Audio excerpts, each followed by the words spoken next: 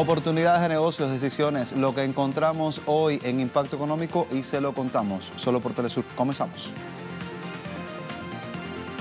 Presidente electo de México tiene entre sus prioridades eliminar privilegios excesivos de altos cargos de la administración estatal. Su plan comenzará a regir desde el 1 de diciembre. Le contaremos cómo. En nuestra arista económica revisamos qué plantea la reforma fiscal de Costa Rica, que aún se encuentra en fase de negociaciones. Presidente de Rusia, Vladimir Putin, y su homólogo sudafricano, Cyril Ramaphosa, firmaron importantes acuerdos bilaterales en beneficio de ambas naciones. Todo ello en el marco de la cumbre BRICS. Tenemos los detalles.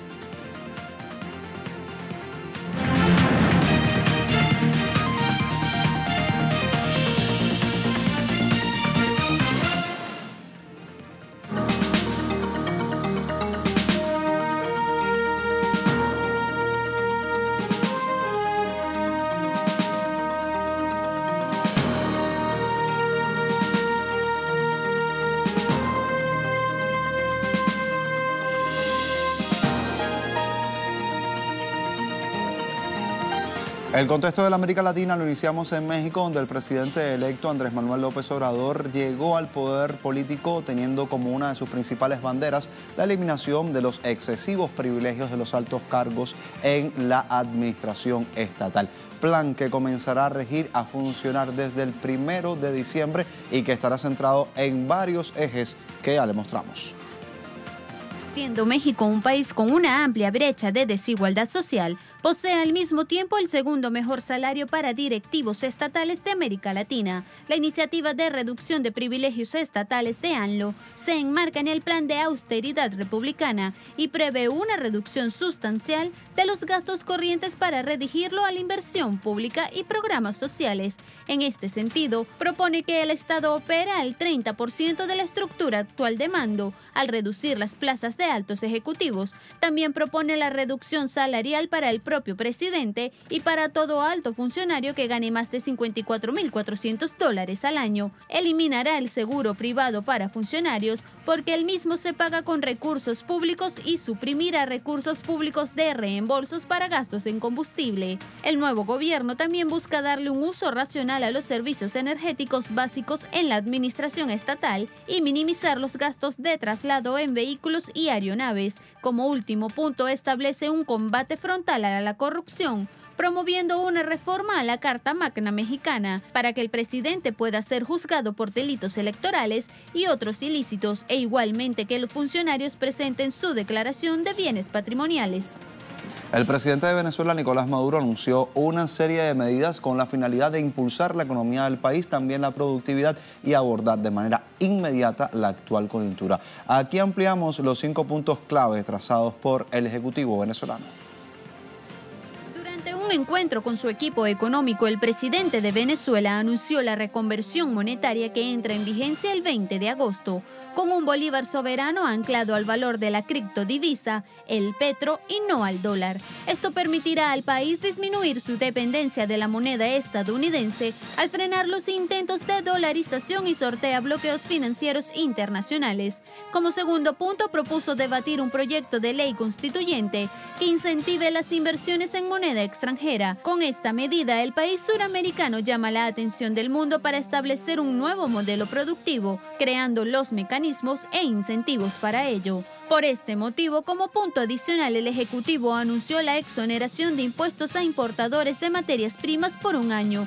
Es decir, que el sistema tributario favorece el ingreso de insumos y productos que necesita la economía real. Como cuarto pilar, el gobierno venezolano mantiene el proceso de capacitación de financiamiento externo al monetizar las riquezas del país, con la entrega de reservas petroleras certificadas en 29.298 millones de barriles ubicados en la faja del Orinoco a las arcas del Banco Central de Venezuela. El propósito será emitir documentos financieros respaldados en el petróleo. Como quinto punto, se anunció un censo para el parque automotor nacional, tanto público y privado, y un subsidio a transportistas a través del sistema del Carnet de la Patria. La meta es saldar la demanda efectiva que existe en este sector.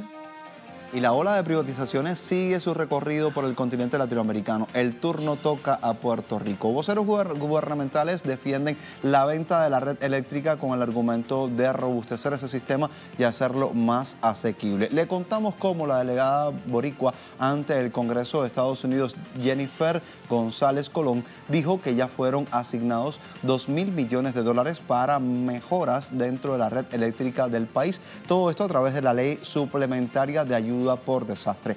Pero es importante por demás decir que los recursos financieros también necesitan dotar de tecnología, de apoyo y de transparencia al proceso que ha dado en la Autoridad de la Energía Eléctrica de Puerto Rico. La delegada abogó por un sistema que invite a la inversión, al desarrollo económico y también aseguró que hay consenso en que la privatización es la única vía para el futuro del sistema eléctrico dentro de la isla, luego de que los desastres de septiembre de 2017 dieran a conocer el estado precario en el que se encontraba esa red energética. Continuamos con la privatización de servicios estratégicos que nos lleva hasta el Brasil, porque el remate de las redes de distribución de Eletrobras se mantiene. El holding brasileño Equatorial Energía adquirió la distribuidora estatal de Eletrobras, Cepisa, y con ella ya tiene en su poder 3 compañías eléctricas que operan en la región norte y nordeste del Brasil.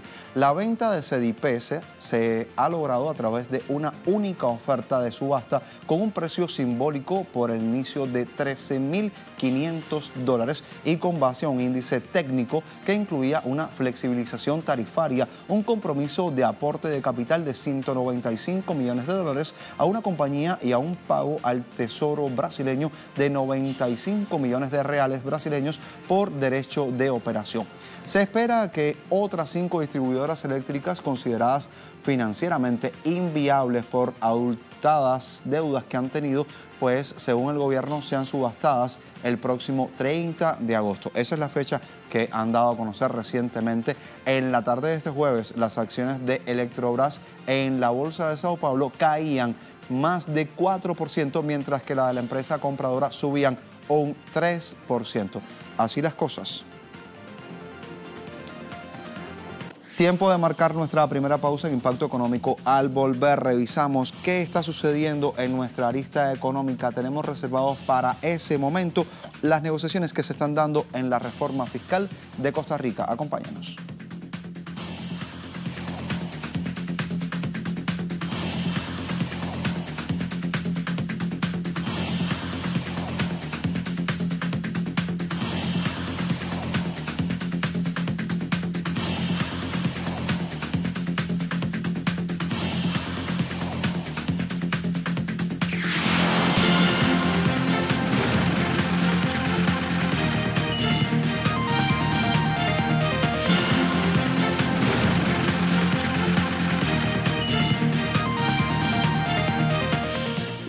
Estamos de vuelta para mostrarles nuestra arista económica. Queremos hablar del gobierno de Carlos Alvarado en Costa Rica, que comenzó funciones desde el pasado 8 de mayo. Se encuentra en negociaciones con los partidos para que se apruebe en el Congreso la reforma tributaria llamada Proyecto de Ley de Fortalecimiento de las Finanzas Públicas del país. Es este el 11º intento por realizarla. Sepan ustedes que ya los gobiernos anteriores no consiguieron el suficiente consenso para que fuera aprobada, así como lo escucha. Y a continuación le vamos a explicar qué plantea y cómo se traduce este documento. Según información difundida por el CELAC, desde hace algunos años la economía de Costa Rica mantiene un crecimiento sostenido. Entre 2012 y 2017 el PIB creció en promedio un 3.6%. Sin embargo, durante ese periodo no se ha logrado revertir el déficit comercial ni el fiscal. Como menciona el Compendio Económico de la República de Costa Rica, el país adoptó un modelo económico para integrar al país a la economía global, logrando, además de aumentar el PIB, aumentar la la proporción de deuda total un 15% en el periodo mencionado, alcanzando 65.5% de deuda PIB para el año 2017. Costa Rica cerró ese año con un déficit fiscal del 6.2% del PIB, que parece no dejar de crecer. Datos difundidos por el Ministerio de Hacienda de Costa Rica revelan que en el primer cuatrimestre de este 2018, el déficit fiscal alcanzó 1.9% del Producto Interno Bruto. Los ingresos totales durante dicho periodo fueron de 2.769 millones de dólares y los gastos por 3.950 millones de dólares, para el déficit de 1.181 millones de dólares. El crecimiento de la recaudación durante este periodo fue de apenas el 3.8%, lo que Hacienda atribuye a la desaceleración de la economía e importaciones en algunos bienes. El gobierno y organismos internacionales han advertido que el creciente déficit fiscal y la deuda son grandes amenazas para la estabilidad económica del país y que deben ser resueltas con urgencia, pues según estimaciones oficiales, sin reforma el déficit alcanzaría el 7.1% al cierre del 2018. Importante revisar de cerca este proyecto de ley, decíamos, 11º intento por llevarlo adelante al interior de Costa Rica. ¿Por qué traemos fundamentalmente este punto a nuestro momento de arista? Porque queremos revisar en detalle lo que sucede al interior del país. Es importante decir que se habla de fortalecimiento de las finanzas públicas, pero en sí se está hablando de esta reforma tributaria con la cual el gobierno del presidente Carlos Alvarado tiene una esperanza centrada. ¿Qué es lo que está pensando? Que si se aprueba esta reforma indicaría que se puede disminuir el déficit en al menos 2 puntos del Producto Interno Bruto. Vamos a revisar más datos, más detalles de este particular.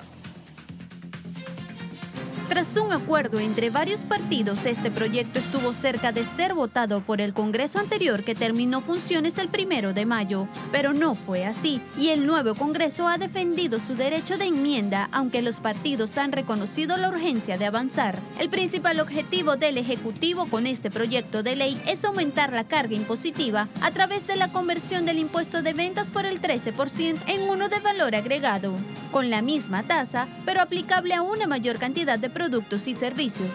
De esta manera se pagará impuestos por la entrada a cines o teatros, a conciertos o eventos artísticos, a eventos deportivos como partidos de fútbol, por servicios profesionales como por ejemplo abogados, médicos y arquitectos, por alquilar un vehículo o llevarlo al mecánico, por servicio de transporte, excepto aquellos que sean públicos. Según la nueva propuesta, habría además en principio una tasa del 4% para los servicios de educación y salud privados. El objetivo es que en un periodo de 5 años se alcance el total de la tasa, es decir, el 13%. En esta condición de gradualidad se suman algunos servicios de construcción y turismo. Plantea también una regla fiscal para controlar el gasto. Esta iniciativa establece que en el presupuesto de la República los gastos corrientes no podrán exceder los ingresos corrientes. Con ello, el gobierno podrá endeudarse con el fin de hacer inversiones, para lo cual no establecen límites. Reducciones en pluses salariales en el sector público, como la dedicación exclusiva, la prohibición y las anualidades, y modificaciones en otros que se otorgan por rendimiento del trabajador. Se propone gravar los salarios mayores a 2.1 millones de colones, un tope de 5.4 millones a los salarios de los funcionarios públicos y jerarcas de los poderes del Estado y la administración pública. Se propone un cambio en el impuesto de renta que tiene que ver con las rentas al capital. Se incluye un impuesto del 15% a las ganancias de capital, por lo que si usted vende un lote o una casa a un precio mayor al que la compró, tendrá que pagar ese 15% adicional. Los datos nos invitan a pensar mucho más, entre ellos interrogantes como ¿qué trae consigo este plan fiscal para las familias? ¿Cómo va a impactar en el bolsillo de los costarricenses? Veamos. Para las organizaciones sociales y sindicales del país, el impuesto al valor agregado se considera un impuesto regresivo, y por esta razón algunos legisladores propusieron dejar fuera de imposición aquellos bienes considerados de primera necesidad. Consideran que es un aumento de impuestos que afectará negativamente a todas las familias costarricenses.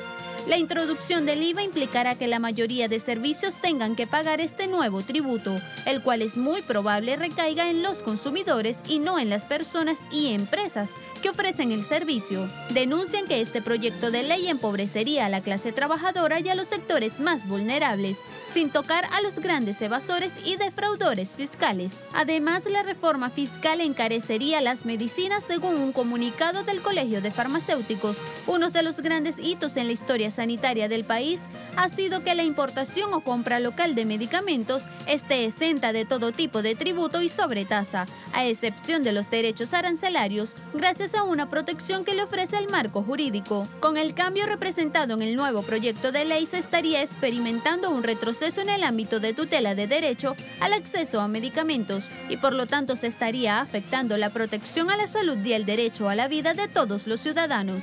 La reforma implicaría un desmejoramiento de las condiciones de acceso a los medicamentos, cuyo consumidor final tendría que pagar más en cada compra. Por otro lado, hay quienes afirman que la sumatoria de los planteamientos de la reforma podría impactar negativamente en el nivel de pobreza, que es del 20% actualmente, y en la desigualdad de la distribución del ingreso, y que al mismo tiempo es probable que la aplicación generalizada del IVA provoque la reducción del consumo, que junto con las exportaciones se encuentran motorizando la economía. Y bien lo dicen desde CELAR, al igual que en gran parte de los gobiernos de la región, por citar ejemplos, tenemos México y Argentina, donde recientemente se pretende otra vez implementar medidas sobre el ajuste que estarían recayendo en la población del país. Todo esto trae la idea de que se aplicarían altos impuestos y que podría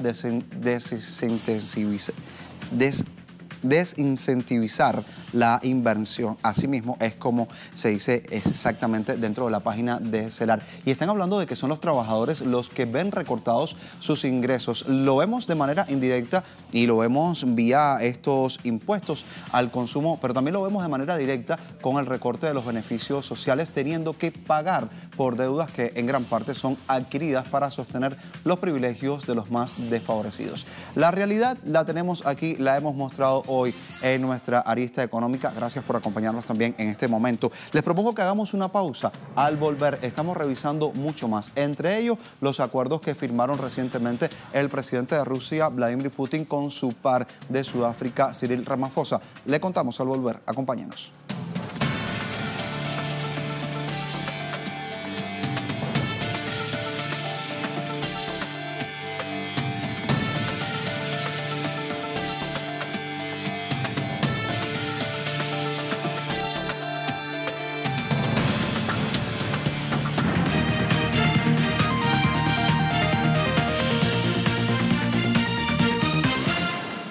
Lo adelantábamos, aquí lo traemos en el marco de la 10ª cumbre BRICS que se desarrolla en Johannesburgo, Sudáfrica. El presidente de Rusia, Vladimir Putin, y su homólogo sudafricano, Cyril Ramaphosa, firmaron tras las negociaciones bilaterales una declaración conjunta sobre la asociación estratégica de los países.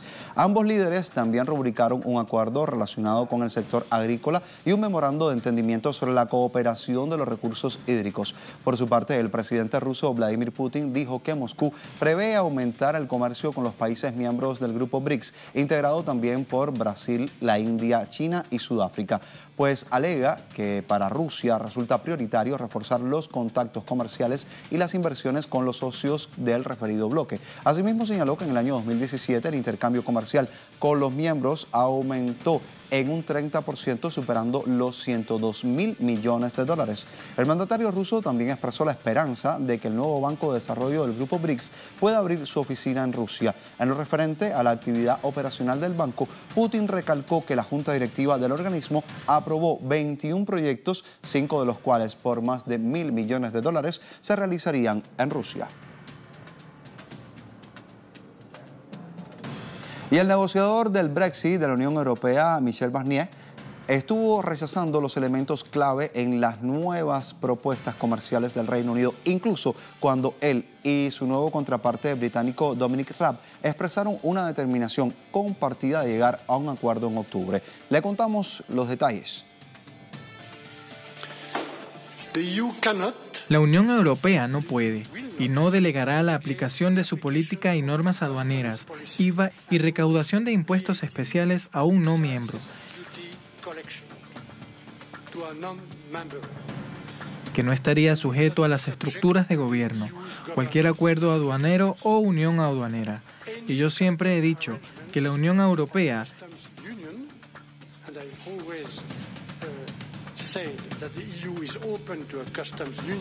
Está abierta a una unión aduanera.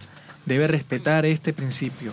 Y en cualquier caso, una unión aduanera que ayudaría a reducir la fricción en la frontera vendría con nuestra política comercial común para los productos. Y el primer ministro de Vietnam, Nguyen Xuan Phuc, y el presidente de la Comisión de Comercio Internacional del Parlamento Europeo, Bernard Lange, coincidieron en la convergencia de firmar y también de ratificar el Tratado de Libre Comercio cuanto antes entre Hanoi y la Unión Europea. Xuan Phuc expresó su satisfacción por la marcha de las relaciones entre Vietnam y el bloque comunitario, especialmente en el comercio e inversiones, y apuntó que las empresas europeas están operando de manera eficiente en el país. Por su parte, el diplomático europeo dijo que su visita tiene como propósito fortalecer los vínculos entre la nación indochina y la Unión Europea. Hace un mes, en Bruselas, Bélgica, las partes finalizaron la revisión legal del Tratado de Libre Comercio y acordaron firmarlo en la menor brevedad. Aunque la fecha tentativa sería a inicios de 2019, los intercambios comerciales bilaterales entre Vietnam y el bloque comunitario ascendieron de 4.100 millones de dólares en el año 2000 a más de 50.000 millones en 2017. Esto convirtió a la Unión Europea en el tercer socio comercial de esa nación indochina. Y ahora Estados Unidos quiere llegar a un acuerdo en el tan polémico Tratado de Libre Comercio de América del Norte. El portal web Sputnik lo muestra y dice así: el secretario del Tesoro de Estados Unidos espera el acuerdo del Telecán muy pronto. Lo remarcan, allí lo vemos. Lo manifestó Steven Mnuchin fundamentalmente en una entrevista. Mnuchin estuvo haciendo fundamentalmente declaraciones al mismo tiempo que el representante comercial de su país, Robert Lighthizer, comenzará en esta primera de 2 jornadas de conversaciones sobre el acuerdo con el ministro de Economía de México, Ildefonso Guajardo. El presidente de Estados Unidos, Donald Trump, dijo que el 25 de julio su administración ha estado haciendo progresos en las negociaciones comerciales con México. Más temprano, Guajardo dijo en conferencia de prensa que las negociaciones se están moviendo en una dirección trilateral en referencia a su país, Estados Unidos y Canadá, los 3 que integran este acuerdo.